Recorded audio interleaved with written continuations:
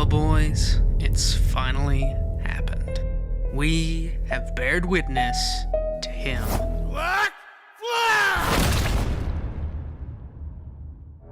The strongest ghost the king had ever slain. His eyes are unmistakable, and his return surely signifies that the final bells are tolling for Jujutsu Kaisen.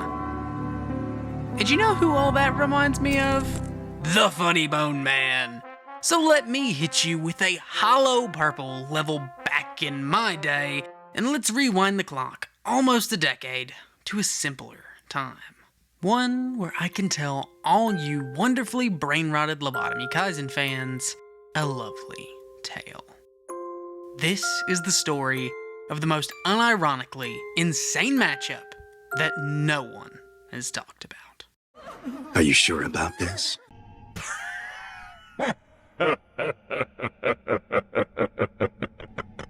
All right, here's a better question. Do you want to have a bad time?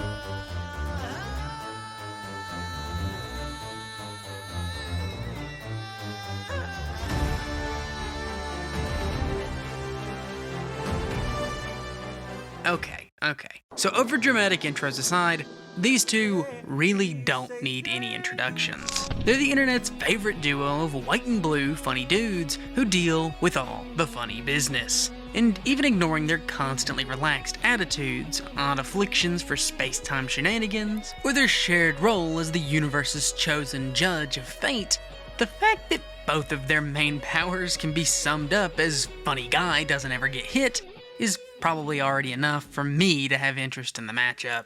But now, since they also share the whole I'd hunt shtick for traumatizing the people who they took the L to after said person got exactly 19 power-ups, honestly, the whole situation is just ratatouille'd repressed memories of my youth, and now I need to see it through to the end. Plus, considering these two comedians tend to warp internet culture around themselves wherever they go, I felt like they'd be perfect candidates for one of these more fun, casual, death battle type matchups. But to actually explain how the strongest sorcerer would fare against the easiest monster, we have to answer a shockingly complicated question about everyone's favorite bag of bones. Does he fight like this? Or more like this? Well, I know it seems like a sort of silly thing to ask when comparing him to the incredibly serious tone and world of JJK, Undertale is oftentimes an intentionally silly story built to exist in the confines of a 2D pixel art video game. And while hardware or gameplay limitations alone obviously shouldn't contradict the idea of characters like Sans being interpreted in real-world proportion with their lore, a big focus of the game's deeper story and mechanics centers around meta-breaking, fourth-wall acknowledgement. Welcome to the club. With multiple characters calling you out directly for saving the game, or blatantly referring to the controls you're using to play it. So, while some characters like Undyne are seen pretty clearly throwing attacks both in and out of the bullet board, which could be seen as proof that this stuff translates one-to-one with the physical world, characters like Flowey and Papyrus directly mention the player's soul and how they have to protect it from all sorts of attacks as opposed to the physical body. And in a way, that sort of makes sense because the monsters of the underground who make up Undertale's cast, including Sans, are specifically noted numerous times to be entirely made of magic, which makes them much different from humans, as while we are physical and biological in nature, preventing us from, like, punching a ghost in the face, monsters aren't limited in such ways. This distinction gets to the point that their own magical bodies can be altered by things like emotion. Strong bloodlust can make even a powerful monster's defense crumple like paper. Emotionally charged items like the Heart Locket can physically protect you from their magical attacks. And raw determination can allow their body to persist past death, or affect the very save file of the world around them.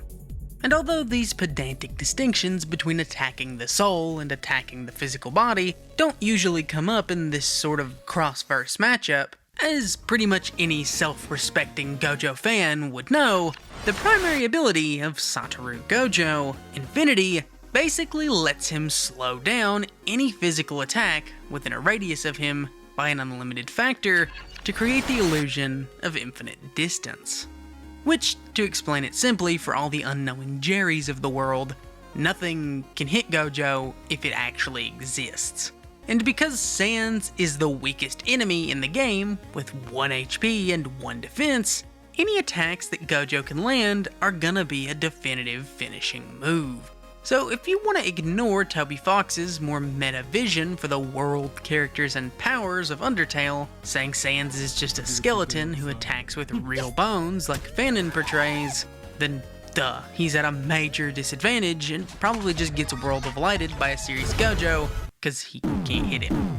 But whether it's the fact that magic can harm ghosts, change the color of your soul, or just the fact that Flowey uses it directly to destroy a soul, assuming you agree with the notion that Undertale magic works in a mysterious, ethereal way, and that Sans isn't just Ooga Booga throwing bones at a child, then this fight flips into something much more interesting. Because Gojo's Infinity, while clearly broken, is shown to have a crippling weakness during the Sukuna fight to unconventional attacks and space alteration.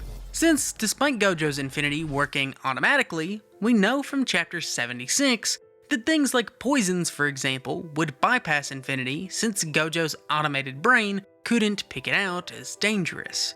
Sukuna exploited this fact by using the world-cutting slash to target the space Gojo inhabited instead of Gojo himself, turning Gojo into just Joe. So if magic in Undertale, or the bullet board in general, targets the soul as opposed to the body, then in Jerry terms again, Kaboom! Yes, Rico. Kaboom.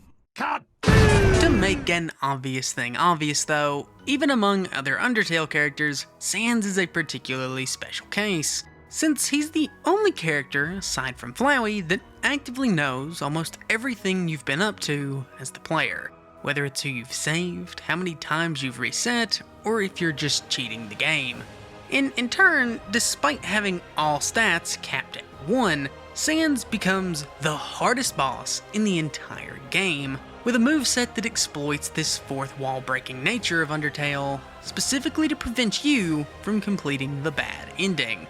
The most obvious example of this is the fact that he's the only character who won't just stand around and take it if you try to attack him, with Sans actively bending the game's rules to dodge your attacks.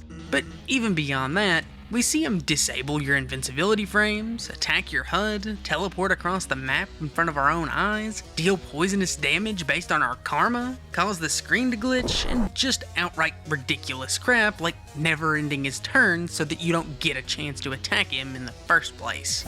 I mean, heck, he's the only character besides the literal god of hyperdeath to have an undodgeable attack, and he gets 2 of them for good measure. Needless to say, all of these aspects which involve directly manipulating gameplay are uniquely important to Sans scaling and sort of push him to another level above typical monsters or their soul targeting hacks. And while trying to decipher how said OP game-breaking hacks would interact with a character outside of the game seems like a pretty impossible task, because the king of over-explaining himself, Gege Akutami, is in the picture, we have plenty of information on how soul-based attacks affect people in the world of Jujutsu Kaisen. Of course, I'm not gonna bore you with all the major details, but here are the big 3 rules of souls in JJK. Damage on the soul damages the body. This is how Mahito turned Nanami into spaghetti. Sorcerers only partially resist soul attacks. This was shown by Nanami tanking a previous spaghettification.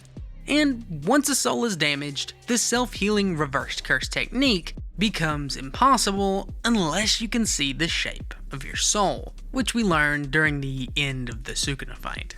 So, with all that in mind, if we're assuming the bullet board works sort of like a pseudo-domain expansion that forces Gojo to play by the soul-targeting rules of Undertale, then Sans, with an overconfident Gojo in his sights, is about to deliver this man a 10-piece late 2010s YouTuber combo with a side of fries, biscuit, and no drink. Because Gojo, believing himself to be untouchable, isn't going to expect an incredibly weak monster to not only bypass his infinity, but hit him with his strongest attack right out the gate. And once that set of events happens, since soul-based damage is nearly unhealable for Gojo, Sans is basically gonna have him on lock. As even if we ignore the karma damage, since Gojo is a generally upstanding guy, Sans will continue to break the rules, avoiding being hit while targeting his menu, and eventually break Gojo just like he broke all of us. And while sure, even you or me could technically beat Sans in the player's seat, we were given infinite attempts to do so. How many of us could actually first try Sans in a blind playthrough with all his shenanigans at play, and how many fewer could do that during their first fight with the Undertale combat system? Yeah, not many are probably holding up to something like that.